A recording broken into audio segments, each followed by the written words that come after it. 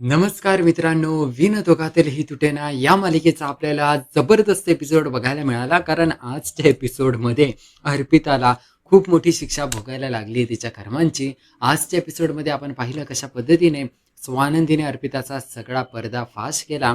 आतापर्यंत अर्पिता सगळ्यांना असं दाखवत होती की तिच्या सासऱ्यांकडून तिला खूप त्रास होतो, तिचे सासरे तिचा छळ करतात. परंतु आता खरं सत्य स्वानंदीने बाहेर काढले ते म्हणजे एवढे दिवस अर्पिताच तिच्या सासऱ्यांचा छळ करत होती. आता अर्पिता ना राजवाडे कुटुंबातली एक मुलगी आहे, मोठ्या घरातली मुलगी आहे. या गोष्टीचा ती फायदा उचलत होती. स्वतःच्याच सासरकडच्यांना त्रास देत होती. सासूबाईवर तिने हात उचलला होता आणि अशा पद्धतीचं एकदम नीच लेवलचं कृत्य अर्पिताच्या सासरी चाललं होतं. आता स्वानंदीने काय केलं की अर्पिताच्या सासरी जाऊन सगळं सत्य बाहेर काढलं आणि तिने हे सत्य बाहेर काढल्यावर आता अर्पिताच्या पायाखालची जमीन सरकलेली असते. ती तर बिचारी घाबरून उठलेली असते आणि तिला माहिती असते की आता फक्त आपण हात जोडू शकतो, रडू शकतो, याशिवाय आपल्याकडे काय पर्याय नाहीये. आतापर्यंत अर्पिताने तेच केलंय, रडण्याचं नाटक केलंय आणि समरकडून सहानुभूती मिळवण्याचा प्रयत्न केलाय. आता मल्लिका काय करते, अर्पिता जेव्हा असं सगळं वागत असते तेव्हा मल्लिका अर्पिताला माफ करत नाही. मल्लिका आज सगळ्यांसमोर अशी नाटक करते की तिला खूप दुःख झालंय अर्पिताच्या वागण्याचं आणि ती म्हणते की तुला कधीच माफ नाही केलं जाऊ शकत अर्पिता, तू खूप मोठी चूक केली आहे. तुला समजतं का असं वागायचं असतं सासऱ्यांसोबत, आणि असं बोलून ती अर्पिताला त्रास देते. पण हे सगळं फक्त मल्लिकाचं केलेलं नाटक असतं. मल्लिका त्यानंतर समरला असं दाखवण्याचा प्रयत्न करते की समर, तू अर्पितावर जेवढा चिडलाय त्यापेक्षा जास्त अर्पितावर मी चिडली आहे. आणि त्यानंतर ती समरकडे जाते आणि म्हणते की जाऊ दे, तिला माफ करून टाक. तरी समरने ठरवलेलं असतं की यावेळेस काय तिला माफ करायचं नाही. आणि त्यावेळेस मल्लिका मग आजीकडे जाते. आजीला बोलते की समररावांना तुम्हीच काहीतरी सांगा.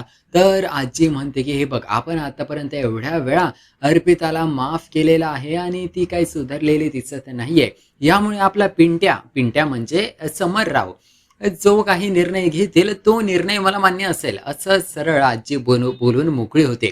आता राजवाडे म्हणजेच की समर याला आता खूप जास्त राग आलेला असतो अर्पितावर. तो म्हणतो की हिला आता शिक्षा मिळालीच पाहिजे. अर्पिताला ही शक्त कानावर पडताच तिच्या पायाखालची जमीन सरकते. त्यानंतर आपल्याला बघायला मिळतं की ज्या वेळेस अर्पिताचे सासरे आणि तिचा नवरा या या विषयात पडतात, ते म्हणतात की हे बघा, आम्हाला माहिती तुम्ही खूप चिडला आहे, परंतु आम्हाला देखील हे सत्य बाहेर काढायचं नव्हतं. आत्तापर्यंत एवढ्या वाईट पद्धतीने आमच्यासोबत वागणूक झाली आहे.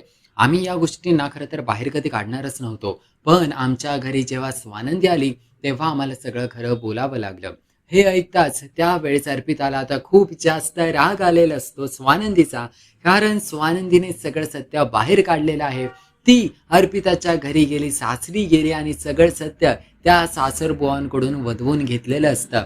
याच कारणामुळे आता कुठेतरी अर्पिताला एकदम राग आलेला असतो स्वानंदीचा. पण ती आता या सगळ्यातून काहीच करू शकत नाही. नंतर आपल्याला मित्रांनो असं बघायला मिळतं की या सगळ्या प्रकारामधून अर्पिता स्वतःचा बचाव करण्याचा प्रयत्न करत असते. ती स्वतः जाऊन समरकडे माफी मागते या सगळ्या गोष्टीची. परंतु मित्रांनो, त्यावेळेस समर उलट त्याच्या डोळ्यात अश्रू आलेले असतात की जेव्हा तिला ही गोष्ट लक्षात आली की आपली बहीण म्हणजे आपल्या आईसारख्या सासूबाईच्या कानाखाली मारतीये, तिच्यावर हात वगैरे उचललाय तिने, अशा गोष्टी केल्यात. त्यावेळेस समोर बोलतो की हे बघ अर्पिता, तू जे केलंय ते खूप चुकीचं आहे. तू एक प्रकारे हॅरॅसमेंट केली एका महिलेची आणि पाहिजे असेल तर उद्या सासूबाई तुझ्यावर गुन्हा देखील दाखल करू शकतात. हे ऐकल्यावर त्यावेळेस आता अर्पिता खूप घाबरलेली असते. पण अर्पिताची सासू बोलते, नाही नाही, तुम्ही काही टेन्शन घेऊ नका.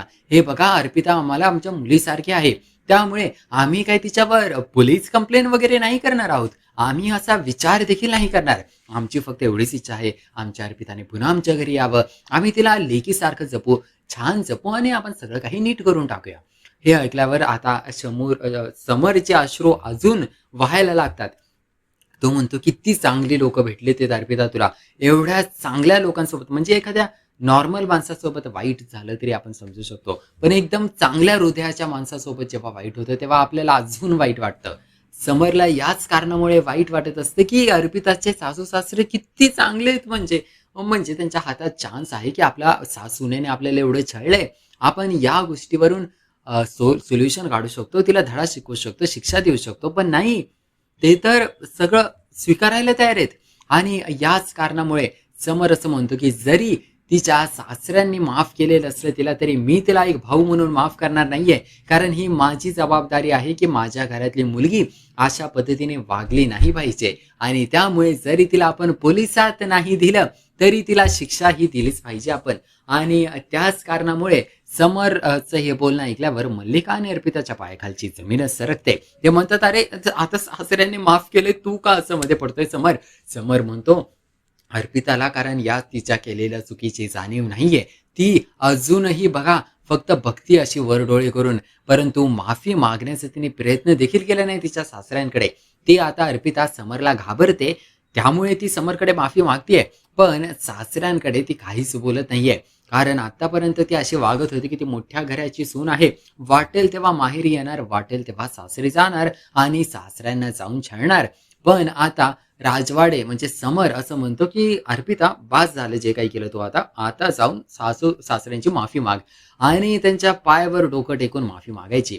हे सगळं अर्पिताला पटत नाही. ती म्हणते, "मी हे सगळं नाही करू शकत दादा." त्यावेळेस समर म्हणतो, की "जर पुढच्या 5 मी 5 म्हणोस्तोपर्यंत तू त्यांची माफी नाही मागितली, तर मी तुला सरळ पोलिसात देऊन टाकेल." तो म्हणतो, "1, 2, 3, 4, 5" आणि असं करून अर्पिताने अजूनही माफी मागितलेली नसते. समर सरळ त्याच्या हातातला फोन घेतो आणि पोलिसांना कॉल लावायला जातो. आणि अशा पद्धतीने आता समर अर्पिताला जबरदस्तीने सासू-सासऱ्यांची माफी मागायला लावतो. अर्पिता आता घाबरलेली असते, की पोलिसात जाण्यापेक्षा आपण माफी मागूया. त्यानंतर ती आता जाते सासूबाईच्या समोर, हात जोडते, तिचं डोकं टेकवते आणि माफी मागते. आणि अशा पद्धतीने आपल्याला बघायला मिळतं मित्रांनो, की फायनली अर्पिताने आता माफी मागितलेली असते तिच्या सासूबाईंची आणि सासऱ्यांची. अशा पद्धतीच्या काही गोष्टी आतापर्यंत मालिकेत घडलेल्या आहेत. तर त्यानंतर आपल्याला बघायला मिळतं, की सासू अर्पिताला तिचं डोकं सासूंच्या पायथ्याशी लावून देत नाही. ती उलट म्हणते, "अरे बाळा, नको माझ्या पाया पडूस." आणि त्यानंतर सासू स्वतः समरला समजावते, की "हे बघा, आम्हाला हे सगळं नको आहे. आम्हाला फक्त आमची सून परत हवी आहे. आम्हाला फक्त एवढीच इच्छा आहे तिने परत यावं." अर्पिताचा नवरा देखील म्हणतो, "माझी देखील एवढीच इच्छा आहे, की माझ्या बायकोने घरी परत यावं आणि आपल्या मुलीसोबत आणि बायकोसोबत मला चांगला संसार करायचा आहे. पण माझ्या बायकोचीच ती इच्छा नाहीये." हे खूप वेदनेने अर्पिताचा नवरा बोलत असतो. मग आपल्याला बघायला मिळतं, की फायनली आता मल्लिका अर्पिताला बोलते, "हे बघ, जे काही झालं ते खूप चुकीचं होतं. आपण अर्पिताला आता सगळ्यांनी माफ केलंय, तर ठीक आहे, आता अर्पिताला मी रूममध्ये घेऊन जाते." पण नाही, समर अर्पिताला रूममध्ये घेऊन जाऊन देत नाही. आता आपल्याला असं बघायला मिळतं, की स्वानंदी सगळ्यांना असं बोलते, की "मी सगळ्यांसाठी चहा बनवते. आता खूप झालंय, सगळ्यांना खूप टेन्शन आलंय." त्यावेळेस समर म्हणतो, "नाही स्वानंदी मॅडम, नाही बनवायचा तुम्ही चहा." स्वानंदी म्हणते, "अहो राजवाडे असं काय बोलताय? सगळे किती दमलेत. मी सगळ्यांसाठी अहो सगळ्यांना बरं वाटेल चहा पिल्यावर." पण नाही मित्रांनो, समर म्हणतो चहा बनवायचा, पण तुम्ही नाही. हा चहा अर्पिताने बनवायचा. आणि हे ऐकल्यावर त्यावेळेस आता अर्पिता म्हणते, "मी का बनवायचं? आपल्या घरी कामगार आहेत ना." तर मग समर म्हणतो, "नाही, ती या घराची सून आहे. तिने तिचं काम केलं पाहिजे." मग अर्पिताला आता जबरदस्ती पाठवलं जातं आणि ती आता किचनमध्ये जाऊन चहा बनवते. मित्रांनो, मालिकेच्या येणाऱ्या भागाच्या एपिसोडमध्ये आपल्याला बघायला मिळणार आहे, की समरला या गोष्टीचं खूप वाईट वाटत असतं. त्याने त्याचा हात उगारला आपल्या छोट्या बहिणीवरती आणि तो म्हणतो, "मला एवढं वाईट वाटतं, एवढं गिल्टी फील होतंय, की मी माझ्या बहिणीवर हात उगारला. मला असं वाटतं माझा हात तोडून टाकावे मी." त्यावेळेस स्वानंदी समरला समजावते. ती म्हणते, की "तुम्ही जे काही केलं ते चुकीचं नाही केलं. तुम्ही जे काही केलं ते योग्य होतं." आणि अशा पद्धतीने आता स्वानंदीने समरला छान पद्धतीने समजावलेलं असतं. पण मित्रांनो, खेळ इकडेच संपलेला नाहीये. आता अर्पिता आणि मल्लिकाच्या मनात स्वानंदीने एक खूप म्हणजे दुश्मनाची जागा घेतलेली आहे. कारण आत्तापर्यंत अर्पिता ज्या पद्धतीने वागत होती, ते सगळं नीट चाललं होतं. परंतु आता स्वानंदीने सगळे वाट लावून टाकली त्यांच्या प्लॅनची. आणि आता हेच बघणं इंटरेस्टिंग ठरणार आहे, की या सगळ्यामधून आता ते कशा पद्धतीने स्वानंदीचा बदला घेत आहेत. तुम्हाला काय वाटतं मालिकेत पुढे काय होईल? तुमचं मत नक्की मला कॉमेंट करून सांगा या व्हिडिओखाली. आपल्या YouTube चॅनलला लगेच सबस्क्राईब करा. मालिकांचे रेग्युलर अपडेट्स सगळ्यात आधी मिळवण्याकरिता आपण भेटूया मालिकेच्या पुढील भागात. पाहूया मालिकेत पुढे नवनवीन अजून नेमकं काय काय घडतंय ते.